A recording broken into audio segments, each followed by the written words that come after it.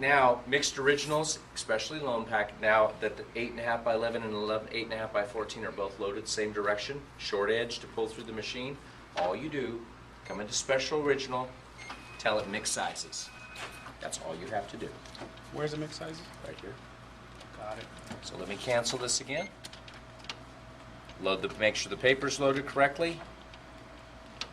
Load everything in with the and if there's other sizes. If you put 11 by 17 in there, let's say 8.5 by 11 and 8.5 by 14, as long as you push everything up to this corner, it will run all those sizes for you automatically where you don't do anything. Most of the time, you typically don't have all those sizes. Typically, it's 8.5 by 11, 8.5 by 14. But you can't if there's smaller photos or anything. You can do, just make sure it's down to half sheet. You get into photos and stuff like that, then will it do what you're asking? Yes. You set it on mixed. You put the first 10 pages in that may be 8.5 by 11, 8.5 by 14, and then you got one little photograph. Right. So here's my first 10 pages. I hit sample. Okay? Then I get to the photograph. I lay it on the glass. I hit scan. It scans the photo in. Close the feeder back down. I put 10 more originals in, or which are either 8.5 by 11, 8.5 by 14. Hit sample. It scans those. When you've entered the whole job, press enter. You're ready to run. Does that make sense? So you're doing two things. You're using batch and you're using mixed originals. So I just have a much quicker way to get all that information scanned in correctly. Other nice thing about this machine, if you're running mixed sizes, you can load those mixed sizes in the feeder. I want everything on a standard paper size though when it's finished. So I want everything on 8.5 by 11 when it's finished. So here's what I do. I choose 8.5 by 11, landscape. I tell the machine, special, mixed sizes, batch if there's other odd things that I need to run. And I want you to automatically make everything fit 8.5 by 11. So if something's too big, it's going to reduce it. Something's too small, it's going to enlarge it. But it's kind of nice because it's all automated. It's easier. Yeah. Okay. Have you guys used any of those features that I'm walking through today? No? Okay. The machines do an awful lot. I mean, the worst of it is... They have done it probably manually. Yeah, doing it manually is anything you can do to speed up your time and make the Time, customer exactly. get them in and out of here quicker is better for everybody. So, okay, I always clear this, so just make sure that you make a habit of clearing this when you're in between sets. That clears everything.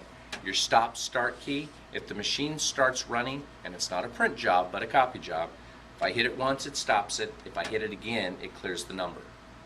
So if you took all the time to program, use this tray, 2 to 2 sided, and hole punch, and I get ready to run and I put in 100 and I meant 10.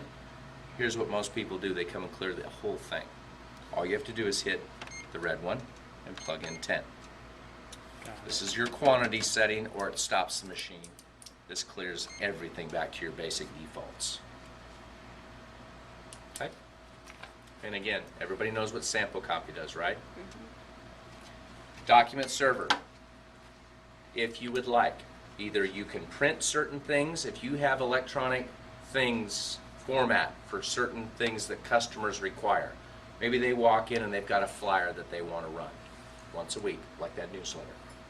You may want to just have them email it to the store email address. And then you'll take and print it to the document server, so it'll be sitting there waiting for them. When they're ready to come in and run it, you're going to say, just come on in, go to the document server, highlight it, and hit release. And that way their job is ready to run. How do they send that to the document server? Same thing, you just use the print driver. Okay. It's just right. I can go through the print driver, I'll show you where to choose document server versus just Okay. printing to the device. Would you please? Yeah, yeah, very much so. For fact, I made sure that your computer's up and running so I can walk you through that. You can also scan things in. If you have a customer that brings an original in, this is something they're always going to want to run with you for you. You're going to want to run for them, I should say. You can scan it in once, you can name it, you can password protect it even if you want to. And then anytime they walk in, they know they come in, they highlight their job, and they run it. That can be used for fax cover sheets for those brochures right there. For the maybe for, you know what I mean? The if I want to scan something, just so you know how to do it, load the feeder, hit Scan Original.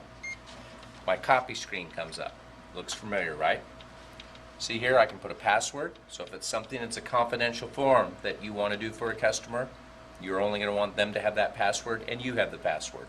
That's how I would set it up. And that way nobody else can come in and run that form but the customer. I can name it, and I can name the user.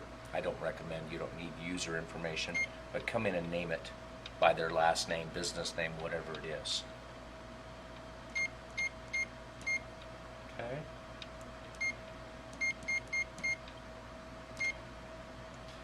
And this is 2 to 2. Okay, so it's been scanned in now. Now that's electronic. It's in the machine. I'll never have to do anything. If I ran out of it and I don't have a sheet, it's always in there. So whenever they walk in, here's how your screen's normally set up. So when they come in, all they do is come in the document server. There's their job. Highlight it. I can go to a specific page if it was a 20-page document and they only wanted page 9. Or I can go to the printing screen and just say, look, I want to print this top to top. I want to staple it. They can do whatever they want because they may want it different every single time with the finishing options that they use. Okay? And then that original's already in there, so it's going to take it and throw it aside. Most of the stuff you're going to have electronically, and that's what you'll probably build for the customer. This is a great segue for customers that have walk-in needs. Okay? And I didn't scan or do any of that in color. It came out black and white. And right now, as you know, you're defaulted to black and white right now. Okay, so you would have to select color, scan in color, or If it's a color document, yes. So it does not do that automatically. No, you default everything to black and white because most of the time customers aren't going to just naturally pay for color. So as I was to scan that again, document server, come in and scan. See where it says black and white for scanning? All you do is tell it to auto select. Because maybe a customer's got 10 pages and they want to make the front page look great and the rest of it to be as inexpensive as possible.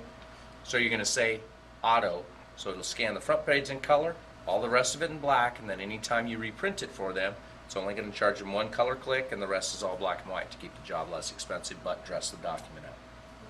Okay? You guys got all this down? Did you guys? So if I question you on anything, Right.